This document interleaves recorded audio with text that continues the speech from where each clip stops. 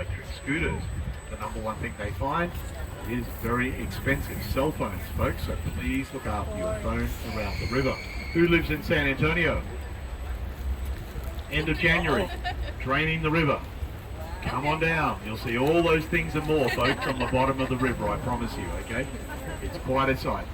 Up here on the right-hand side where I'm pointing, a very historic church up on the hill with a beautiful steeple up there. That is St. Joseph's Catholic Church. Well, that church up there was built in 1868. Back in the mid-1800s, one of the largest populations that lived here in San Antonio at that time was German. Well, that church up there was built for German worship here in the city. And in keeping with that tradition to this day, once a month, they hold a German service in that church. That includes an all-male German choir called the San Antonio Liederkranz, who sing at that service every month. Now, before we go underneath the Alamo Street Bridge coming up in front of us, have a look over here where I'm pointing, high above us, just past the building, a big orange ribbon-like structure up above. That is called the Torch of Friendship. Well, that sculpture up there was designed and created by the Mexican artist Sebastian. When Sebastian was interviewed about his artwork, he said he came up with that design thinking of the friendship between the United States and Mexico. Well, the Torch of Friendship stands 65 feet high, it weighs 45 tons. It was a gift to the city in 2002. We're just going to take it nice and slowly underneath the bridge here, in one boat at a time. We're going to leave this man-made channel, take a left-hand turn. We're going to swing back onto the natural San Antonio River, and I think we can enjoy some free mariachi music on our way around.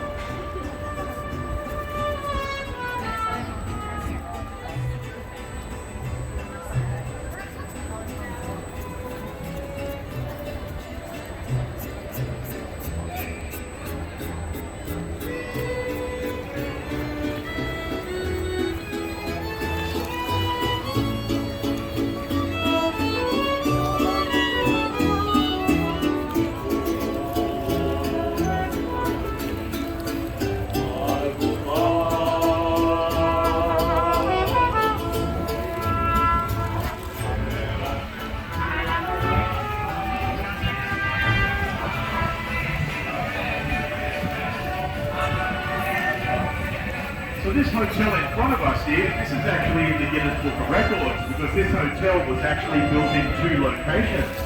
The lower 4 floors of this building were built here on site as you would with any normal construction, including the restaurant over here on the left-hand side, the lounge area up on top of the restaurant, the elevator shaft in the middle of the building, and the hotel swimming pool. This hotel is called the Hilton Palacio Del Rio, the Palace on the River. Now up on top, there are 496 hotel rooms in this hotel, and each of those hotel rooms were built at an engineering plant about 7 miles outside San Antonio. Once the rooms were finished at the engineering plant, they were put on the back of flatbed trucks. They were driven in here to the city. A crane was waiting. The crane would pick up each room one by one, lift it up to the required floor, slide the room into place, stack the rooms on top of each other like Lego blocks. Well, that is called modular construction. They took 202 working days to build the entire hotel, which is how it got into the Guinness Book of Records. But here's the amazing thing, when each of these hotel rooms above us arrived from the engineering plant, they arrived ready to go. They had carpet on the floors, all the furniture in every room, the beds, the tables, the chairs, the lamps. They had TV sets, radios, pictures on the walls, even soap in the soap dishes and drapes at the windows. And then those rooms were picked up and stacked on top of each other. And there's a great YouTube video showing the building of the Hilton Palacio. It's great worthwhile watching for all the architectural marvels and the engineering it took to build that hotel that we affectionately call the Lego Hotel. Well, this is the outdoor theatre we know as the Artisan River Theatre, built in 1940, designed by Robert Hutman, the father of the Riverwalk. On our left-hand side, there's seating for 800 people over here in the amphitheatre, watching all the action on the stage over here on the right-hand side. Well, if the stage on the right looks familiar, you may be able to remember it from the movie Miss Congeniality with Sandra Bullock and William Shatner. They shot the pageant scenes in that movie right there on that cute little stage. In fact, most of the movie Miss Congeniality was shot here in San Antonio.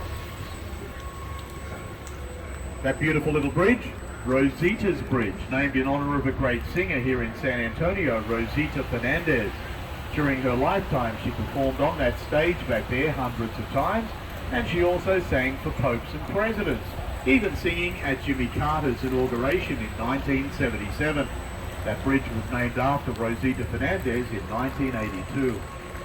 Over on our right-hand side, this sculpture is out the front of the Briscoe Western Art Museum. Now, the Art Museum building here on our right, formerly the San Antonio City Library. It became the Art Museum in 2013, named after former Texan Governor Dolph Briscoe. If you enjoy the days of the Wild Wild West, that is a great place to wander through. There are hundreds of great exhibits inside that building. And my favourite is a fully restored Wells Fargo stagecoach in there. Now, this interesting bridge that we're going under here was built by the Berlin Bridge Company. That's Berlin in Connecticut, not in Germany. They actually built 5 bridges for the San Antonio Riverwalk, and this is one of them. This type of bridge is called a lenticular truss bridge.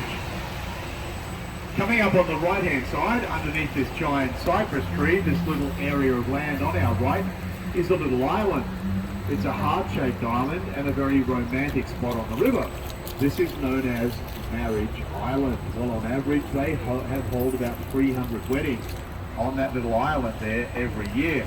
A couple of Saturdays ago here in town, we had a day just like today.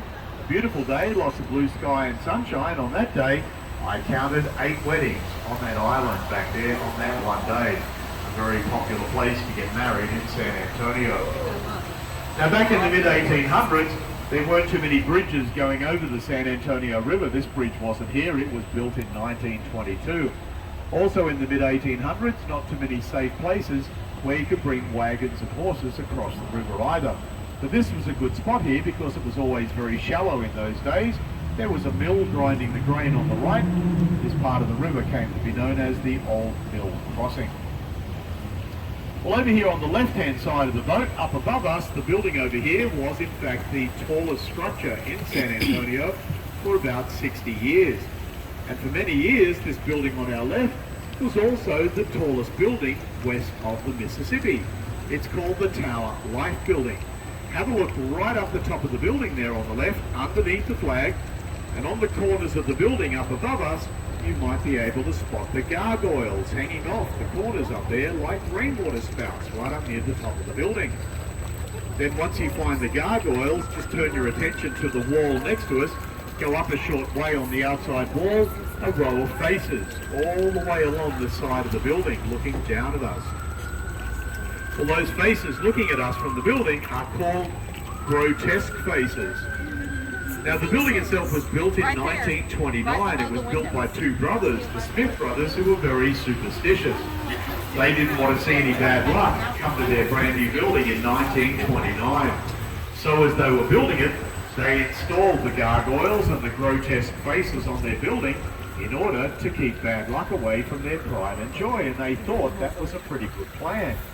Sadly, it didn't work so well for the Smith brothers. They actually lost their building a couple of years later in the Great Depression. But they left us with a great legacy. Have a look back at that building from this angle. Now, a lot of people think with their imagination, they tell me they can see a very, very, very tall ship or ocean liner cruising towards us in the shape of that building. Can you see that there?